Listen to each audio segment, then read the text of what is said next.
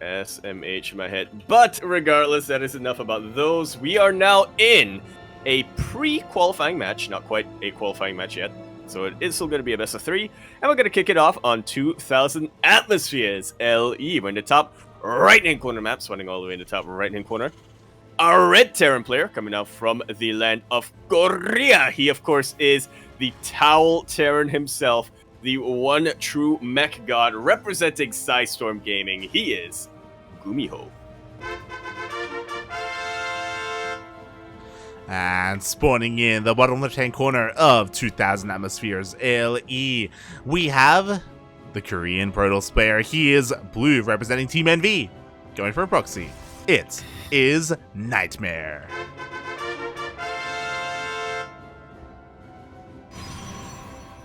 Oh my Double God. gate proxy at that. Let's go. Show me how you defend, GuMiho. A very committed proxy here by NightMare. What's important is that GuMiho has not scouted yet. He hasn't gone for an SCV scout. He should at some point here, but NightMare is being very annoying with this initial probe, forcing another SCV off the line. And yeah, mate, I'm really worried that GuMiho is not going to scout this. He shouldn't. He shouldn't. Even if he sends an SCV across the map now, I think it's going to be too late. He has to somehow have the intuition, right, that NightMare is proxying and proxying at that specific location. Unfortunately, We'll see. yeah, GuMiho was being greedy. He didn't go for an SCV scout. He's relying on his Reaper to do the scouting for him. And, oh, to be fair, though, he's playing this safe, and he throws down his CC on the high ground. Thankfully. Should be able to get a wall off as well. There we go. Yep, the wall is indeed a wall. Meanwhile, Zelta being chronoed out. Meanwhile, behind all of this, we do have a Cyber Core that's going to be finishing up. So, if NightMare wishes to... Oh, never mind, he loses his probe. I was going to say, yo, he could go for a proxy Stargate, but he loses both probes. There we go.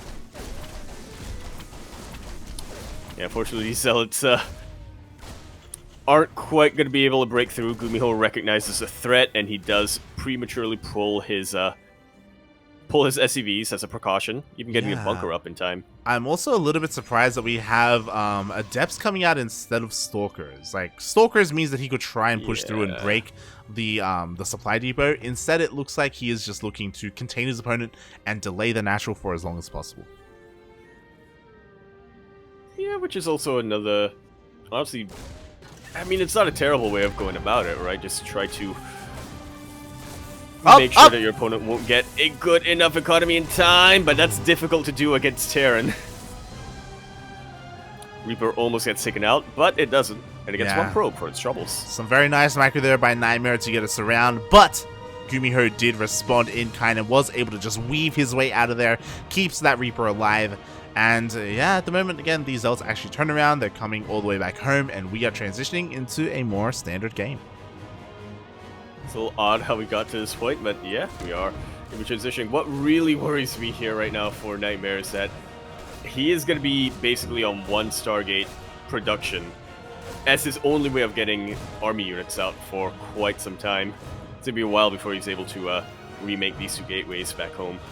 Yeah, exactly. It's kind of brutal that he's going to be losing this pylon and the gateways, but, you know, it's fine. We have a Stargate follow-up behind this. Pretty interesting choice here, but again, this is another way to just keep GuMiho on the back foot, especially if he goes for some oracles, just like dip in and deal some damage. GuMiho's actually taking this very, very, very, very seriously, not landing the orbital command just yet. Gets the safety cyclone as well. Will the Adepts get out in time? Both of them get out in time. Oh. Jesus. That was so close there, but NightMare did get them out. As you were saying, finally the CC is being landed, and now it's GuMiho's turn to be the aggressor. He's going across the map with his Marines. Unfortunately, the Cyclone is a little bit busy with those gateways, so he will not have it across the map. Yeah, we'll see what GuMiho is able to get done with only 4 Marines and a Reaper here. Okay, already shield batteries defending the mineral lines. Yeah, this Reaper isn't going to deal damage, but at least he scouts, he confirms the Stargate, so he's aware of the follow-up. The drop does land in the main base. We have the Marines. Thankfully, we had those 2 Adepts finish up earlier, so they will be useful at home to defend.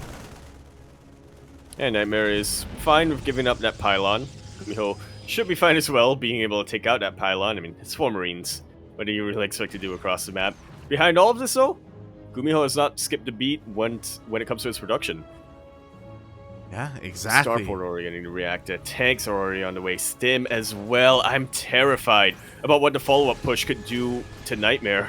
Yeah, there's so much riding on these Phoenixes, and at the moment they just haven't really done much at all. Like, the economy of GuMiho hasn't been hindered. Like, he is working on this very strong push. And what are we going to have for NightMare? Like, he skipped out on the Twilight Council, so he's not going to have Charge, he's not going to have Blink. Instead, it looks like he wants to go straight into Colossus. Which isn't a bad way of defending, especially if you can fight within shield battery range, considering how marine-heavy GuMiho's composition is going to be. Not too many Marauders out. But we'll see, it's still a much larger army for GuMiho. I'm surprised GuMiho didn't pull some boys. Oh, there we go. I was like, mate, this push warrants a pull of the boys, and the boys are on the way here. Not too many of them, unfortunately, but enough to throw down some bunkers if need be. Again, this is going to hit very hard, and NightMare only just now is getting eyes on this.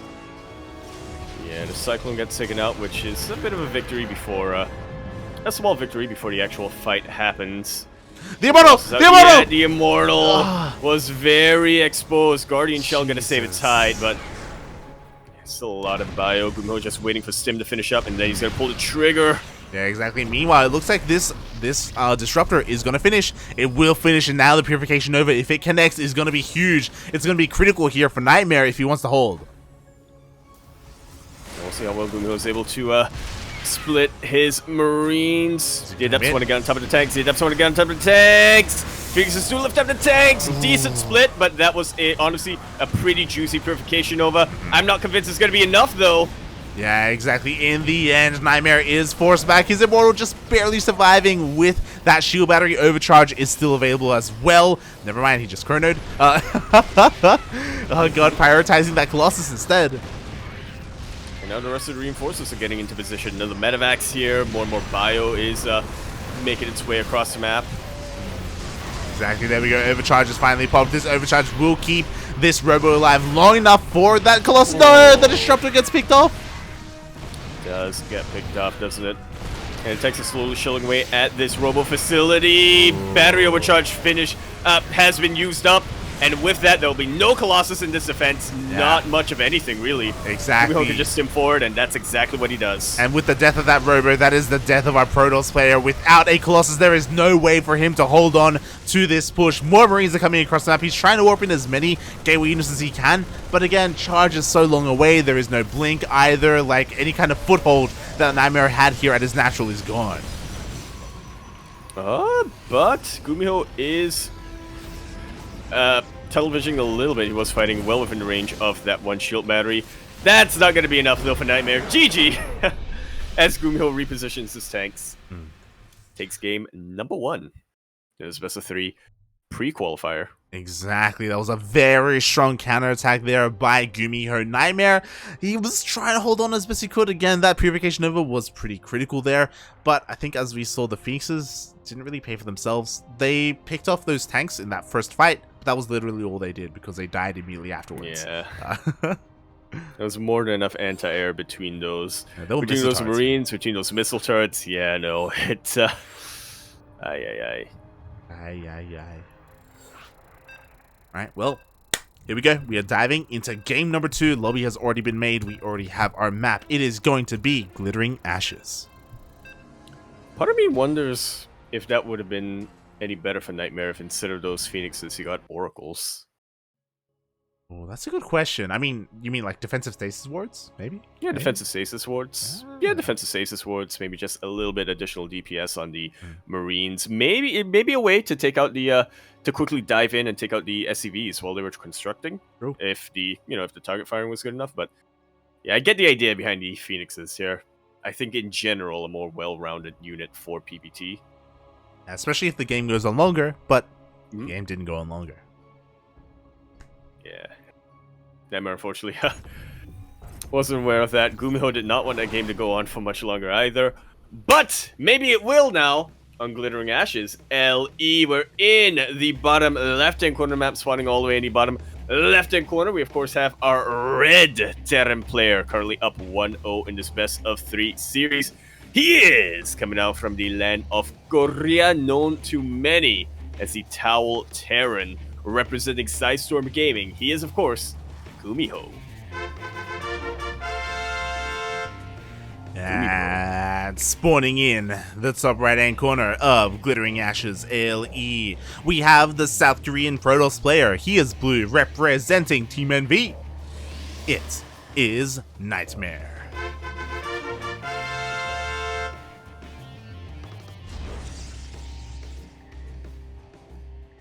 That's GuMiho, says Taunton. Chat. That's GuMiho. Oh. I love it. I love it. Yeah. As GuMiho is being a little bit cheeky. A little bit cheeky. Yeah, he realized that he got Proxy 2 gain in the last game. Now he just wants to not exactly return the favor, but make NightMare think he's returning the favor. Yeah, and honestly, I feel like it's really smart to do this after you get proxied, especially after you hold a proxy, right? Like, again, the likelihood of you actually being aggressive across the map is pretty high. So we'll see if NightMare gets fooled by this. He's actually checking all around the bases, looking for any proxy at home. Unfortunately, he's checking everywhere except for where the proxy is. Yeah, quote-unquote proxy. It's more of a Dutch proxy. Yeah, exactly, but he doesn't know that, mate. He doesn't know, as even the factory gets thrown down here. I love it. Interesting. Yeah, very Tasia-esque here, as he does just build all his production outside of his main base, but not too far away as the first Reaper comes out. And if this probe does see the Reaper, well then, I mean, NightMare will confirm that, the Rex was here at home. The Rex was here at home, but he doesn't see the factory follow-up. No, he does not.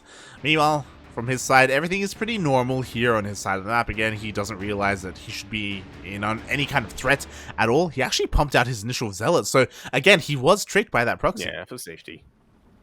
Yeah, we'll delay the Adept for a little while, and of course, just 100 minerals that NightMare's not going to be getting back, so yeah, just delay the rest of the build for a little while longer. I'm really curious as to what GuMiho's going to do with that tech lab, though. As he does have a Cyclone on the way, just like the previous game. So with this Cyclone, he can be safe at home. We do see, again, an add-on on the way. I love how he floated it over just here to throw down the add-on. And the starport is still proxied as well. It really is. The Zealot does make its way across the map. We'll confirm the racks, and we'll actually be able to get a massive delay on this CC. I'm not sure if the Reaper survived, but it did survive, but it's just not coming home. The Cyclone's out now, so yeah. GuMiho shouldn't have to be too worried when it comes to defending. Exactly. Meanwhile, this should be for a Banshee. There it is. Banshee is now on the way. That is the purpose of this opener here. That's why the starport had to be next to the factory, wherever the factory was, to go for that add-on switch. Unfortunately for NightMare, he has not scouted this. He has not, and Cloak is on the way with those Banshees. Thankfully, a shield battery is being thrown down. Measured by a mineral line? Yep, by a mineral line. And it is. Meanwhile, the Reaper does get it surrounded. It will be cleaned up. The Reaper did scout the Stargate opener, and this is kind of ideal for NightMare because he will have access to detection because of this. He even has a robo follow-up, and Phoenixes are a great way to shut down Banshees. Yeah, I don't think GuMiho should be getting too much damage with the Banshees, but as long as he keeps them alive, he can still utilize them as the game goes on. Yeah, exactly. I'm just a little bit scared because, like, likewise, if the Phoenixes are at home, they can deal with the Banshees. On the other hand, if they're across the map, is there much to deal with the Phoenixes? Like, we have slow Marines on the map, which are scouted, by the way. They are scouted, and they're actually in position to deal with a couple of these Phoenixes. Not quite kill them, but the Cyclones should be able to be the final nail in the coffin, so to speak. Seal the deal, if you will. Mate, that's a huge pick off. One Phoenix already going down. GuMiho also wants to be aggressive here. He wants to eventually work on another push. Tank is on the way. The Banshees are coming out, and they're hitting. Boy, are they hitting. No shield battery in this main base mineral line, unfortunately. So yeah, one Banshee can still go to town on these probes, two-shot them bit by bit. It's already paid for itself, even though the Observer is about to come out, and even though this Banshee will go down. 7 probe kills, well worth it for a single Banshee.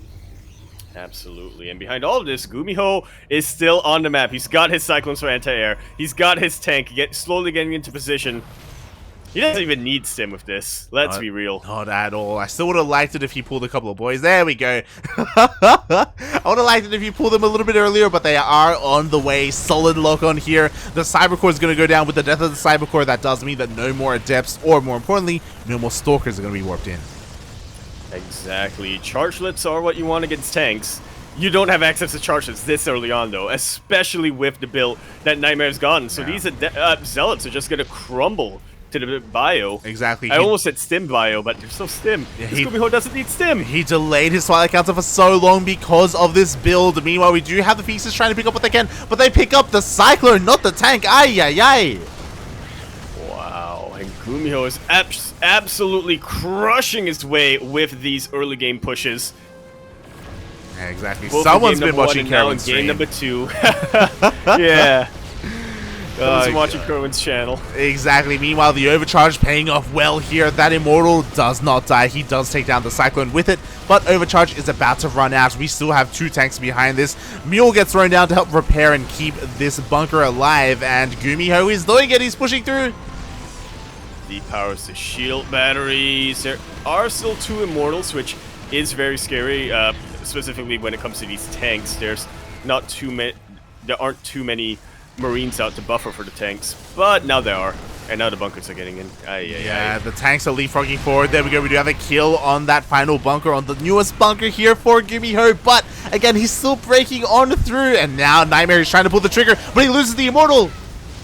Just like so. Unfortunately, the shield battery does not get the repowered in time. GG is called. GuMiho takes that series 2-0, will advance to the qualifying match.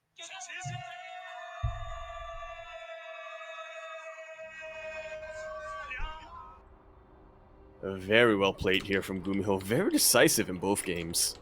Oh yeah, GG, well played. Congratulations, GuMiho does take down his Protoss opponent in a very strong fashion with that hyper aggression. 2 different forms of it as well, which I thought was very nice. Yeah. First game being admittedly a little bit more reactive. I mean, he started off standard, but once he realized there was a proxy coming his way, he knew exactly how to defend against that, and more importantly, how to counterattack from there. Again, depowering those 2 gateways and eventually killing those 2 gateways that early on was massive, because at that point the only thing NightMare could make was Phoenixes. I'm still very impressed with game number 1, but game number 2, I feel like that was just wow. Just wow. From the side of GuMiho, he was a lot more active than reactive. Exactly. And you could argue, to be fair, NightMare helped GuMiho because of his opener build, where he did go for the Stargate into a Robo, right? He didn't really have a great way to close the distance like you would with Charge-Outs, or even not just Charge-Outs, but even a Blink Stalker opener would have been great against this. A Blink Stalker opener would have just shut this down completely. But maybe GuMiho is aware of how NightMare plays this out and is aware of his fondness for Stargate openers. True. I think they have faced a couple of times in weekly events. Yeah, that they have. And with that, congratulations, GuMiho. He moves on to a best of 5, to a qualifying match where he will face either a Terran or a Zerg.